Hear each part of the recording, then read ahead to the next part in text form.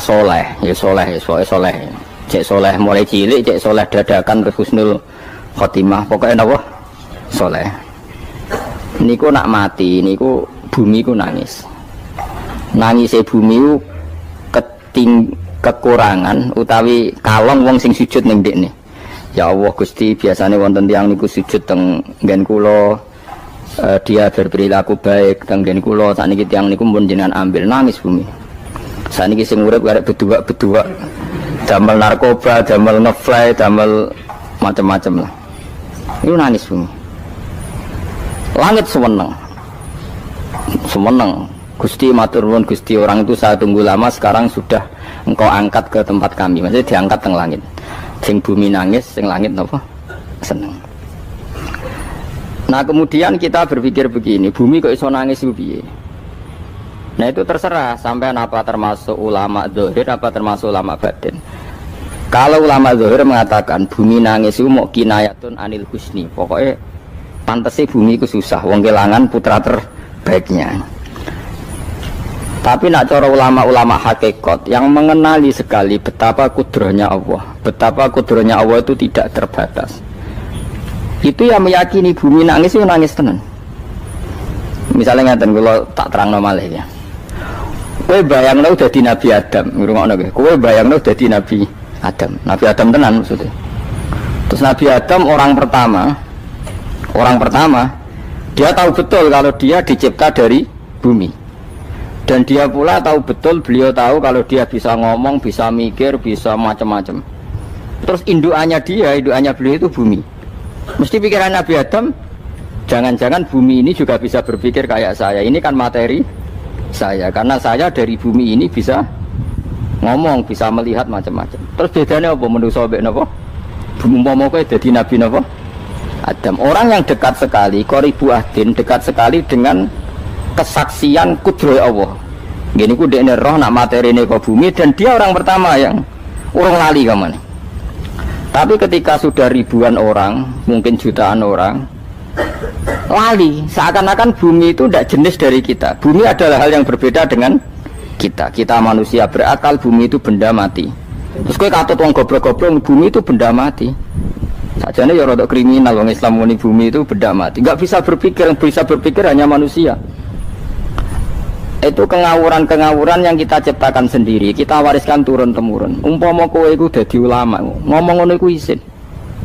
Bumi kok nyekseni kowe sujud, banyu nyekseni mbok pangan, mbok ombe kanggo sujud. Semua itu bersaksi tentang kita. Ya, lah nek sampean tanglet kula, cara melogika gimana? Begini, tak wari cara gampang-gampangan ya. Tak warai tauhid sing kasyaf. Tauhid ini yang dawuh Sayyidina Ali lau kusifal khoto'u mastatu yakinan. Umpama somben tutup-tutup iku dibuka, akulah imanku ora tambah mbek pangeran. Karena tren dunia dan akhirat sama.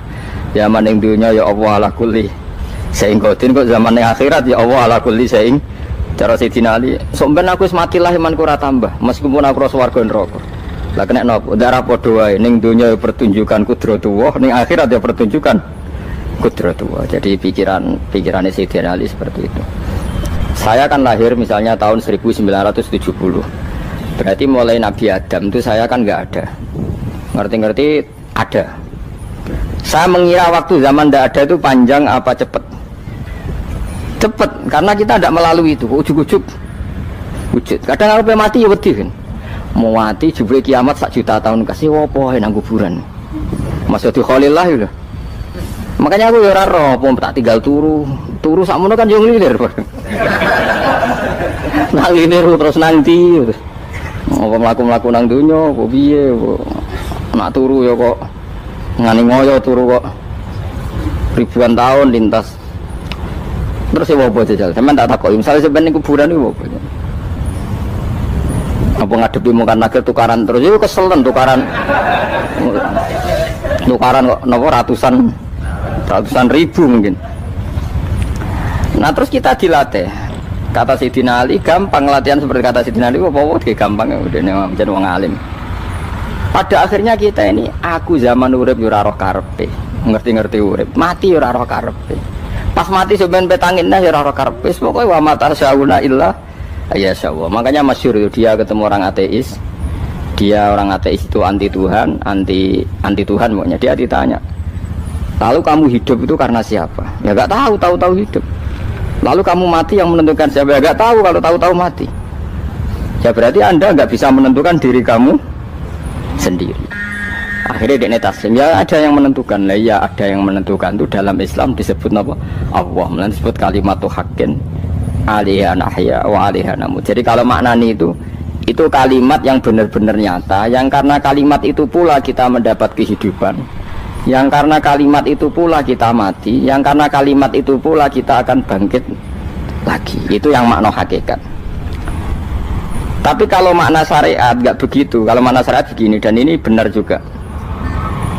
Mengenai kena ada di ulama, ciri utama ulama itu jami'ul bayan. Dia kalau menjelaskan itu indah sekali dan orang pasti taslim. Sama saya tak warai tenan.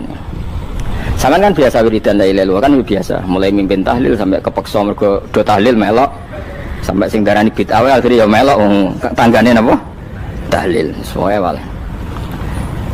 Kata Ibnul Qayyim Al-Jauziyah dalam kitab Zadul Ma'ad. Kitab Zadul Ma'ad itu kitab kesayangannya Sayyid Abdul Al-Haddad.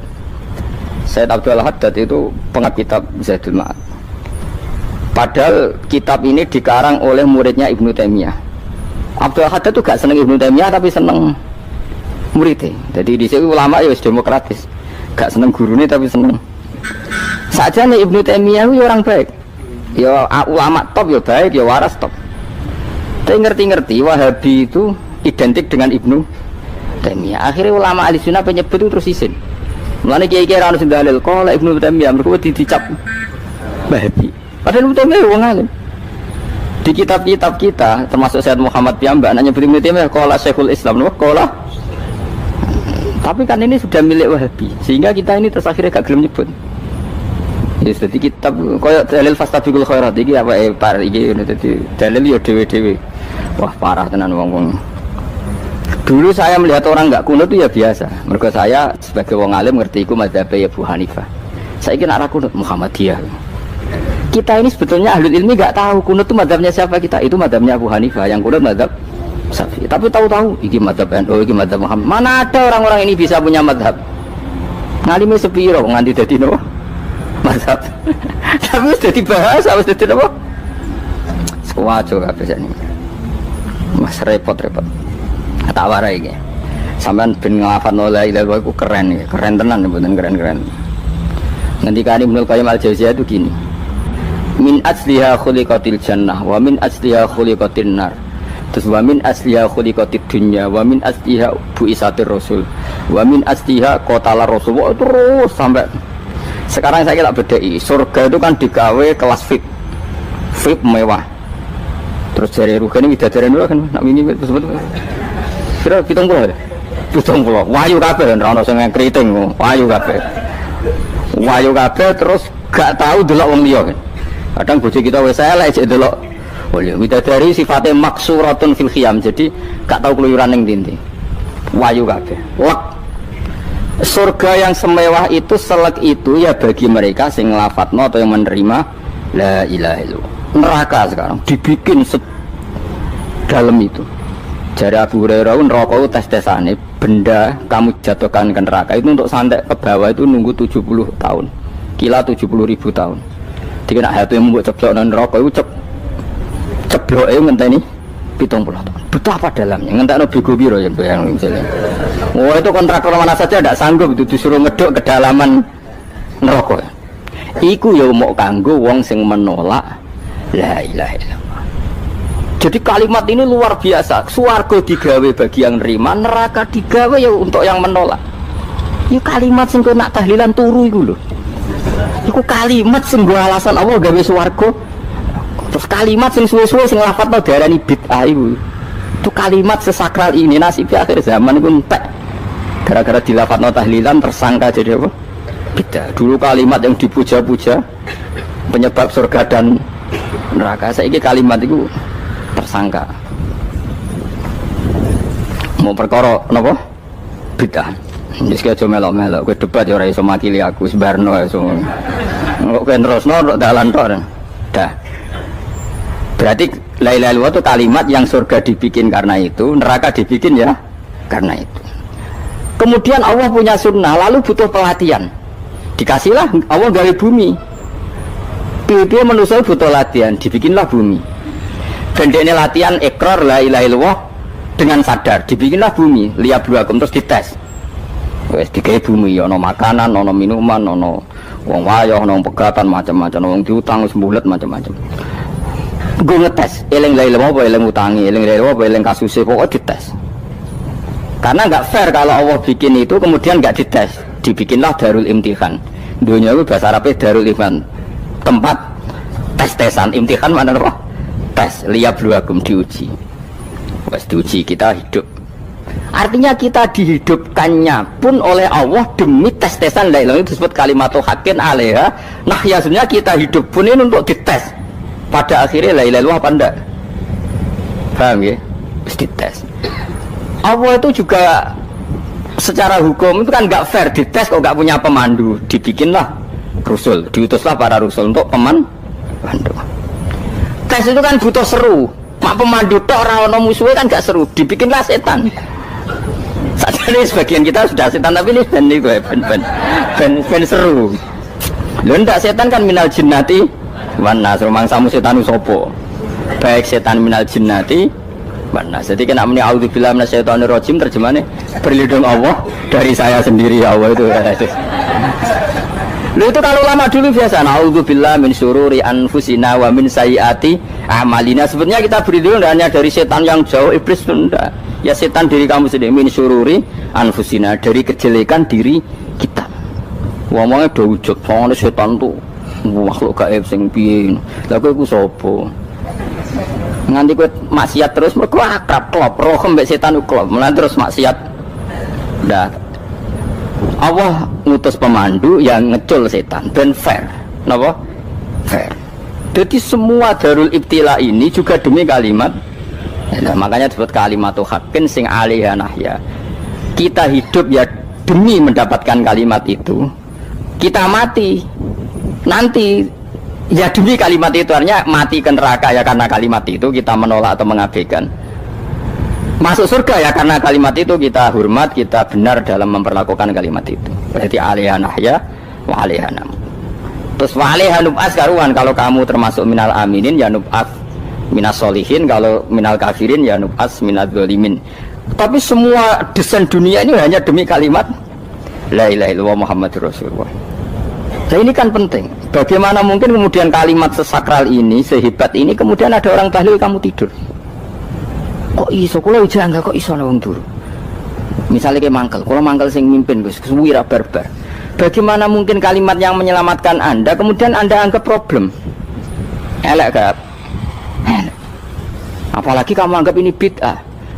Nak cara kula oke lah, ndongakno mayit itu gak ono tuntunan Nabi. Tahlilan gak ono tuntunan. Tapi wis muni tok kono tok. Artinya menduk kono tok ora usah nyerang kalimat, enak kalimat tetap kalimat thayyibah. Soal kowe ra seneng sing tahlil, mergo tiga profesi lah iku wonge wae gedhinge jogeman. Ya saya misalnya, saya kadang enggak cocok sama mubalek karena kadang profesi. Tapi saya tidak pernah anti pengajian, bagaimana itu membawa syiar Islam. Tapi kalau mubalek kadang ora seneng, kadang takon entuk piro. Bareng sangone sithik, kok sumput mek transportasi ini. Lah ngono kok mbok senengi iku piye? Tapi kita terus gedeng keliru iku sing gawa syiar Islam. Mana ada pengajian didengar orang banyak tanpa mubalek? Gak iso. Ini iso melepokno barang-barang ra penting jadi penting iso. Lah cara guruku teng sareng ning ape melepok kanggo panggung barang perkara. Tapi kadang ya benar. Yang namanya mudin mubalek ya itu bisa benar bisa salah, tapi kamu enggak boleh gedeng kalimatnya. Piye kalimat itu kalimat hak. Ini penting kula utarakan sehingga zaman Nabi Sugeng ini rungokno tenan ngaji kula. Zaman Nabi Sugeng ada sahabat namanya tuh Usamah bin Zaid. Ini sahabat kesayangannya Nabi, hibbu Rasulillah. Usama itu diutus Nabi perang. Ini dengerin ya, diutus perang. Pas perang itu si kafir tadi menggal temannya. Ada yang tangannya putus, kakinya putus. Wah, seorang kafir ini sudah luar biasa. Bacok sana, bacok sini. Ketika terdesak oleh pasukan Usama, kebetulan Usama ini cakap ya, sama beberapa temannya orang Ansor. Orang kafir yang sudah kotoa arjulana wa kotoa aidiana, dia pas terdesak bilang la ilaha illallah. Terus sama Usama tetap ditusuk Dibunuh karena dia berpikir ini qolaha muta'awid, dan dia melafadzkan kalimat itu hanya berlindung dari pembunuhan. Setelah dilaporkan Nabi itu marah besar. Nabi ngendikan kaifa anta ya Usamah bila ilaha illallah idza ja'at bika yaumal qiyamah. Kowe nek ditakoki la ilaha illallah ku piye? Piye-piye wis ngomong la ilaha illallah, tapi sampai ngomong ngoten sakwise ngethoki tangan kula, maksudnya tangan kula tangan kelompok saya, kaki saya. Nabi tetap jawab kaifa bila ilaha illallah idza ja'at bika yaumal qiyamah. Pokoknya Nabi menyoal terus. Sampai menjadi fatwa ijma'nya fuqaha, siapapun yang melafadzkan la ilaha illallah harus kita terima meskipun qolaha muta'awwidzan, meskipun saat melakukan hanya cara zahir berlindung dari kematian, sehingga kita terima. Orang kafir yang 80 tahun kafir melafadzkan la ilaha illallah 1 menit menjadi mukmin. Sampai ada ayat qulil ladzina kafaru iyantahu yufar lahum ma qad salaf. Ini kalimat yang sakral, bahkan kafir yang 80 tahun saja menjadi mukmin hanya karena melafadzkan la ilaha illallah. Mulanya yang ngaji saya, yang senang saya, jangan pernah kamu mengatakan ada bid'ah yang orang bisa jadi kafir. Bagaimana mungkin orang mukmin yang ke kuburan dan melafadzkan la ilaha illallah kamu katakan kafir? Padahal kalimat ini yang kafir 80 tahun saja menjadi mukmin. Saiki ana wong nglafadzno la ilaha illallah mergo salah tempat pinggir patok mbok arani kafir. Lho kok aneh. Sing kafir 80 tahun dadi mukmin iki gara-gara ngafalno la ilaha illallah dadi kafir. Mergo mau salah tempat ning pinggir apa? Patok. Boyo nek cocok muni nganggur, wong sering ziarah ku nganggur. Nyatane ya tenan. Cara dekne pegawai negeri ora sering ziarah. Nah iku tapi ora usah muni kafir, muni kafir gak mungkin lah. Coba kalimat ini itu orang kafir yang 80 tahun menjadi apa coba dengan melafadzkan kalimat ini? Mukmin kan? Berarti kalimat ini adalah kalimat penghilang kekafiran. Lalu karena dilafadzkan secara salah dianggap kafir. Hanya karena bid'ah itu tidak mungkin. Makanya sebetulnya Wahabi yang alim-alim itu tidak berpendapat demikian. Saya punya beberapa referensi Wahabi yang alim itu tidak pernah mengkafir-kafirkan orang karena perdebatannya seperti itu. Tapi saat ini wis kuwajo. Sebenarnya kalau orang alim itu ya mirip-mirip, entah Wahabi entah tidak mirip-mirip. Karena kalimat tadi. Wahabi itu kitab terbesarnya itu Ibnu Taimiyah. Ibnu Taimiyah itu punya murid Ibnu Qayyim Al-Jauziyah. Itu sampai sekarang saya lihat di fatwanya Ibnu Taimiyah itu begitu hormat sama orang-orang kita ini sama. Tapi tahu-tahu lewat penyaduran sana sini terus menjadi kacau. Jadi kalau balik ini malah sampai nak kepengen dua nikmat batinah seperti tadi yang saya utarakan. Swarga dicipta sedemikian mewah ya demi yang menerima la ilaha illallah. Terus neraka dibikin se ekstrim itu juga bagi yang nolak. Kemudian dibikin daru pelatihan yaitu dunia ya karena kalimat berarti kalimat itu luar biasa. Wa biha qamatis samawati wal ardu. Kalimat ini pulang menjadikan langit bumi berdiri. Bon. Lalu sekarang kita bisa ngomong, bisa berpikir, bisa ngadekno BPKB macam-macam. Itu karena kita sendiri apa karena kudratullah? Saya tanya. Karena kudratullah. Kalau karena kudratullah, apa susahnya Allah bikin kemampuan tanah ini nangis, tanah ini susah. Wong podo-podo kowe iso nangis, iso mikir ya mergo kudratullah, ndak karena kamu. Harusnya ya sama, bumi-bumi ini bisa menangis juga karena kudratullah. Makanya bumi ini menangis ketika enggak ada orang yang sujud. Iku ya mungkin. Wong zaman kowe iso nangis ya krana kudratullah, mestine bumi yang kamu katakan benda mati, hakikatnya dengan kudratullah juga sama dengan kita. Mulane tenggene kitab Al-Husunul Hamidiyah, kula ngrasa utang tenan mbek kitab niku. Dulu saya ngaji 2 tahun kitab Al-Husun. Kitabnya kecil tapi saya ngaji itu 2 tahun. Berkali-kali saya ulang. Itu beliau cerita gini. Dia yang ngarang itu orang alim, kebetulan dia orang India. Memang kelebihannya kitab dikarang orang Arab itu luweh bulet. Wong Arab kan semuanya Islam, karangannya itu standar. Ini dikarang orang India. Di Tonggo Blodor, di masjidnya ada dikarang ulama yang masyarakatnya itu tidak karu-karuan. Beliau cerita itu gini, manusia itu punya satu kebodohan, di mana kebodohan itu disebabkan oleh Robtul Asbab Al-Adiyah, mengkaitkan sebab sing biasa-biasa. Misalnya gini, sama saya kita omongi, misalnya ada orang bilang gini, batu ini nanti itu menjadi ayam. Orang bilang mukhal apa enggak? Enggak, jawab saja. Mukhal. Kenapa bilang mukhal? Karena dikira enggak bisa kan? Enggak, jawab saja. Jawab satu-satu. Batu ini menjadi ayam. Kamu jawab mukhal. Alasannya apa? Alasannya enggak mungkin terjadi apa kamu enggak bisa? Sebetulnya karena kamu udah bisa. Udah. Lau ukhbiro dzakar rajul. Andai kan orang itu kamu kasih tahu, klungsu ini biji asem itu, biji pohon asem itu. Nanti yang kecil ini suatu saat besar. Setelah besar buahnya banyak, tambah besar, tambah besar. Terus orang bilang mungkin. Ketika bilang mungkin itu karena dia bisa apa hanya karena menyaksikan berkali-kali ada kejadian nak klungsu ditandur iku iso dadi gede. Coba sama jawab. Karena dia bisa apa karena hanya menyaksikan itu sering terjadi? Hanya menyaksikan. Artinya zaman dia mengatakan mungkin itu pun tidak memberi kontribusi ikut buat. Iya enggak? Tetap bergantung kudrahnya Allah. Dia hanya bilang mungkin karena sering melihat. Sebenarnya dia enggak sama sekali memberi kontribusi. Lah ya darani mungkin ya ora urun. Paham ya? Lalu kenapa dia kecangkeman terus muni wong wis mati dadi lemah gak mungkin dadi manusa meneh. Lho zaman dadi manusa sing wis ngene iki kok mani dene lara malah gawe. Terus muni mungkin mergo sering terjadi, sering roh, sering bersaksi. Berarti sebenarnya manusia itu pakai ukuran dia mampu tidak mampu apa pakai ukuran bersaksi melihat? Bersaksi. Nah ini kan problem, kita sebagai manusia itu problem. Makanya disebut wakanal insanu zaluman jauh lah wis goblok aja. Mereka manusia itu nak wis goblok aja. Makanya saya kemarin diminta ngisi di pondok kajen. Kalau sampeyan berdebat sama orang ateis atau orang komunis itu gampang saja. Dilatih begini seperti teorinya Quran. Ya nanti saya teruskan ini tak ulang lagi ya. Saya ulang lagi ya. Andai kan nggak pernah terjadi telur itu jadi ayam, nggak pernah terjadi sama sekali. Telur itu jadi ayam. Terus kamu mengasih tahu orang tadi, telur ini loh nanti jadi hewan yang hidup terus terbang. Mesti dia bilang muhal, mau benda mati kok nanti jadi benda hidup yang terbang ngalor ngidul. Berhubung sering terjadi dan dia pun tidak ikut bikin, bilang mungkin. Paham ya? Saya ulang lagi ya. Berarti dia bilang mungkin karena sering apa? Terjadi dan dia lihat. Andai kan pertama kali nggak ada telur sama sekali yang jadi ayam, terus pengalaman pertama di dunia belum pernah terjadi. Kamu kasih tahu telur ini nanti jadi ayam terus terbang. Orang ini bilang muhal enggak? Muhal. Berhubung sering terjadi bilang enggak? Nah berarti kita nanti bangkit dari kubur gampang saja bagi Allah. Cuma belum pernah terjadi kamu mengatakan muhal. Nah makanya otak kita harus dibenahi. Mau kalian jogeman percaya ambek yang pernah kita lihat, yang sering kita lihat. Percayalah dengan akal, tapi akal waras tuh ya. Para waras itu serempet tatanannya wangil. Makanya Islam itu melatih. Qul falillahil hujjatul balighah.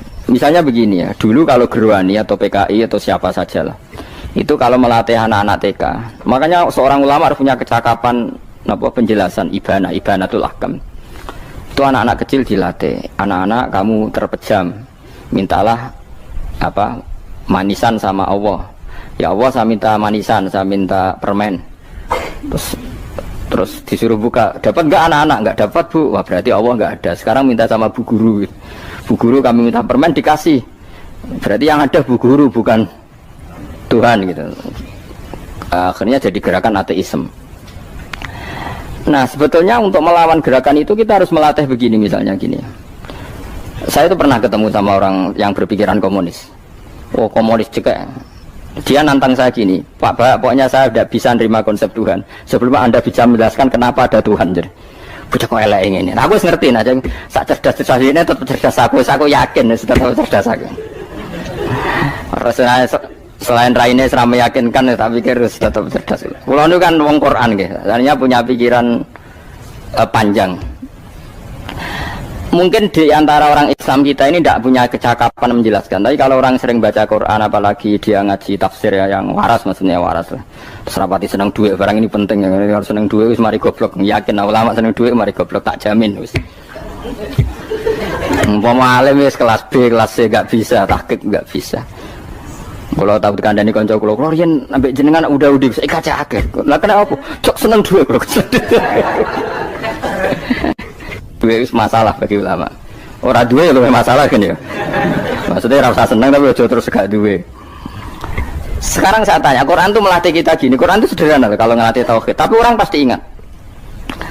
Kata Allah gini, nggak apa-apa, saya tidak Tuhan nggak apa-apa. Kamu yang Tuhan. Tapi buktikan kalau kamu Tuhan. Caranya gini, am khalaqus samawati wal ardo. Ya enggak apa-apa, kamu yang Tuhan enggak apa-apa, tapi buktikan kalau kamu menciptakan langit bumi. Mereka pasti ikrar, ya enggak mungkin saya menciptakan bumi, saya lahir sudah ada bumi. Yesus lahir sudah ada bumi, enggak mungkin Tuhan. Terus Tuhan membuat pertanyaan kedua, am khuliqu min ghairi syai'in. Ya sudah, kalau saya tidak Tuhan, lalu nggak ada Tuhan, berarti alam raya ini tercipta oleh sesuatu yang nggak ada. Aneh nggak? Misalnya sebelum alam raya ini nggak ada Tuhan, berarti sebelum alam raya ini kan adanya nihilisme, sesuatu yang nggak ada. Kemudian sesuatu yang nggak ada menjadi penyebab sesuatu yang ada. Aneh nggak? Menurut ya aneh. Sesuatu yang nggak ada itu mestinya kan nggak bisa ngelabeti, nggak bisa berfungsi, nggak bisa ada gunanya. Wong jenenge ra ono iku ora marai apa-apa. Mau ra ono kok jadi sebab. Sesuatu yang menjadi sebab itu yang wujud apa yang nggak ada? Yang wujud. Sak takoi. Lah kalau nggak ada Tuhan berarti alam raya ini lalu sebabnya apa? Ya dari ketiadaan, lalu tiada itu menjadi sebab. Yang tiada kok jadi sebab itu tekem lho. Mikir. Di mana-mana yang sebab itu harus barang yang wujud, nggak boleh tiada kok jadi sebab. Ini kan jadi aneh, sesuatu yang tiada menyebabkan sesuatu yang ada. Terus dia bilang, ya pokoknya ronde ini kalah, tahu kapan tak pikir aja, pikir nganti mati temenang aku ini ngono. Makanya sebetulnya dalam ilmu mantek, pertama itu kita tidak harus iman Tuhan itu namanya Allah, tidak harus. Makanya pertama dikenalkan, sementing kenal Tuhan itu ada dulu. Disebut zat sing wajibil wujud, belum disebut namanya Allah. Allah itu disebut nama Islam, itu paham ya? Saya ulang lagi, Allah disebut itu nama Islam. Tapi kalau penemuan akal hanya sampai kita ini butuh zat sing wajibil wujud, sing menjadi penyebab semua alam raya ini. Di bahasa Arab disebut musabbibul asbab. Belum menyebut Allah musabbibul asbab. Islam pun pertama Iqra turun ya gak nyebut Allah. Iqra bismi rabbikal ladzi khalaq, khalaqal insana min 'alaq. Iqra wa rabbuka. Tuhan itu siapa? Yang mencipta. Nah, yang mencipta ini oleh syariat Islam disebut apa?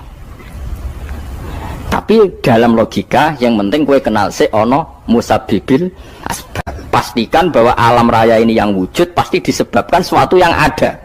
Nggak boleh barang wujud kok diciptakan oleh sesuatu yang tidak ada. Yang gendeng ora barbar, barang ra ono mbok sifati al khaliq. Sing gawe langit bumi apa? Pencipta. Penciptane apa? Sesuatu yang tidak ada. Kowe ikhlas dutek ngono kowe ikhlas ta ora?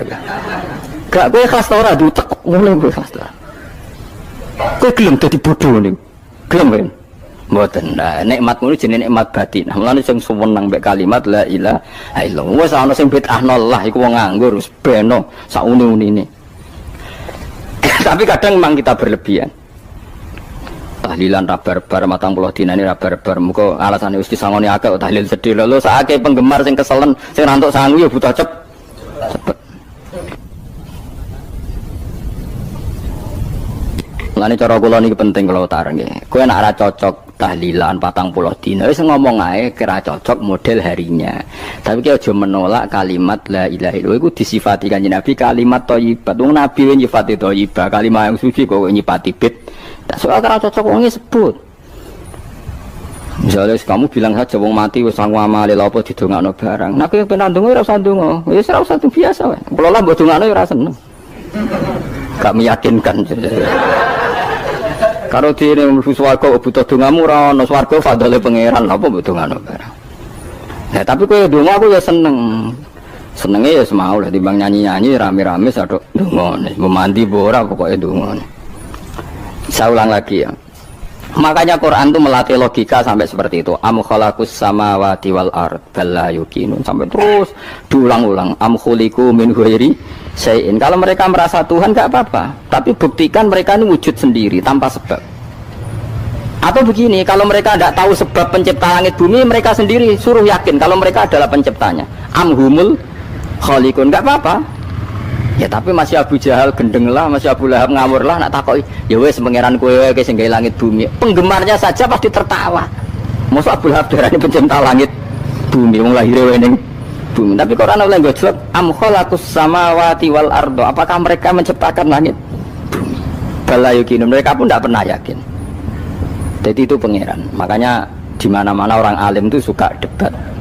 Karena pangeran sendiri kalau menjelaskan kebenaran seringnya juga nantang debat. Kata Allah Qul ara'aytum ma tad'una min dunillah aruni madza khalaqu minal ardi am lahum syirkun fis samawat. Enggak apa-apa mereka Tuhan kata Allah, tapi buktikan zaman langit diciptakan mereka memberi kontribusi apa? Apa urun bego, apa urun cagak, apa piye lah pas aku gawe langit iku dekne urun apa jare am lahum syirkun fis samawat. Misale urun apa lah? Urun tol ta urun apa lah. Itu pangeran. Mereka kan pasti menjawab enggak. Terus itu nih bi kitab biming qobliyada. Kalau kamu nggak percaya Quran sebagai kitab, nggak apa-apa. Tapi buktikan kamu punya kitab tandingan. Mereka nggak punya juga. Atau gini, nggak usah Quran, nggak usah sakralan. Au atharotim min ilmin, atau kajian ilmiah yang membuktikan bahwa Yesus itu Tuhan, atau yang membuktikan bahwa berhala itu Tuhan. In kuntum shodiqin, nggak apa-apa kalau kamu benar buktikan. Nah itu makanya semua Nabi itu punya kecerdasan. Karena tadi Nabi kadung nantang itu nih bi kitab biming qobliyada au atharatim min ilmin in kuntum shodiqin. Tapi sekarang orang alim soleh itu jarang. Yang ngono anggere wong soleh rapati ngalim, anggere sing alim biasanya rapati soleh. Lah kula termasuk rontok-rontok ya rontok soleh ya rontok, tapi lumayan masih menjaga hujjatullah tadi. Sebab itu ulama dulu mengajarkan Allah itu siapa? Disifati zat sing wajibil wujud. Karena alam ini kadung ada. Kalau alam ini kadung ada, pasti penyebabnya sesuatu yang wujud. Tapi kalau wujudnya mungkin bahaya. Wong sing gawe wae wujude terima mungkin bisa wujud bisa tidak. Makanya dipermanenkan yang gawe alam ini zat sing wajibil wujud. Sing wujudnya wajib. Wajib itu enggak bisa enggak pasti wujud. Nah terus kita kenal itu namanya khaliq, itu musabbibil asbab, itu khaliqul asya. Lalu oleh Islam zat yang demikian itu disebut Allah. Terus jadi la ilaha illallah. Nah orang yang bertauhid gini tentu punya kenikmatan batin yang luar biasa.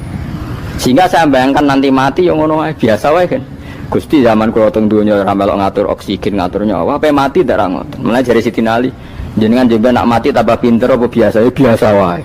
Ning bumi yo ndelok kudrohe Allah, kok ning akhirat ndak ra padha wae ndelok kudrohe Allah. Mulane beliau masyhur guyonan beliau lau kusifal ghata mastatu yakinan. Soben aku nek mukasafah ning akhirat imanku yo ora tambah ya biasa wae, standar-standar wae. Maksudnya kue ning dunya ujung-ujungnya paling pokok ya menyaksikan kudratullah. Soben ning akhirat ujung-ujungnya paling pokok ya delok kudratullah. Ning dunya saiki Allah ya matlubi sing kita cari, soben ning akhirat ya Allah matlubi.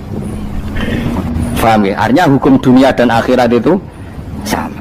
Kita di dunia golek ridhanya Allah, ning akhirat ya golek napa? Ridhanya Allah.